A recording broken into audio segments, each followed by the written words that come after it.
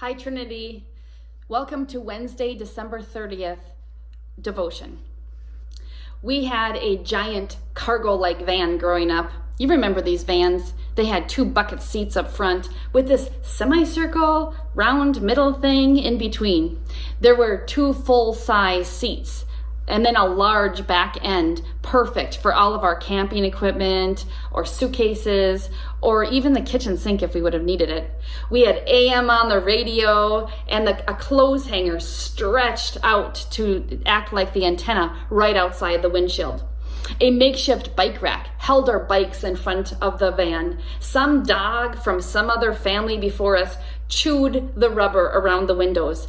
It was rough, but it took our family of 6 everywhere. We had to sing our own songs.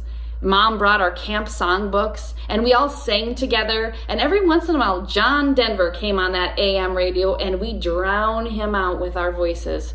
The games we played were the ABC game, if in the city, bury your horses if you were in the country, or the license plate game if we were heading towards the Black Hills.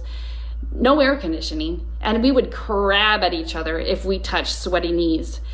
So a lot of times we just tuned out and stared with the wind in our faces as we drove. My favorite though was when it was dark. We got sleepy and we found our sleeping spots. Dad drove us and us 4 kids slept in the warm, dark van, stretched out on the floor or on the seats, because I don't think there were any seatbelts, and fell asleep listening to the sound of our parents' voices. These trips were filled with waiting to get there, waiting to get to our destination, or waiting to get home. We filled the wait with each other and entertained the moments with loud, happy, sometimes mad, and eventually sleepy moments. That is Advent, the process of getting to Christmas.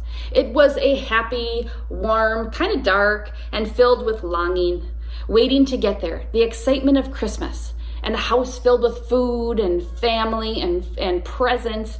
It's also the weight of COVID, and out of our element, not in our regular place, but figuring it out as we go. Well, there is this moment at the end of the journey. The van pulls into the driveway. We wake up sleepy, but now we have to help haul in all of that stuff. Kids, everyone has to make 3 trips, we would hear. We would grumble and complain. We had to wake up. It's over. Time for real life again. That's where we are now. It's that blah time between Christmas and the New Year, undoing Christmas. That is the worst, just like the end of that trip in the van. It's the end of crazy COVID 2020, and real life is almost here. We soon get to start over. We will begin our real church life again. It's time to get back into the habit of being present, being active, being with each other. The 2020 trip is over. Christmas is over. Time to put away the old year and get back into our roles. At our baptism, we were given a new name and told, "Let your light so shine before others that they may see your good works and glorify your Father in heaven." Let's go, child of God. It's time to get back to real life. It's time to work. It's time to be present. See you at Trinity.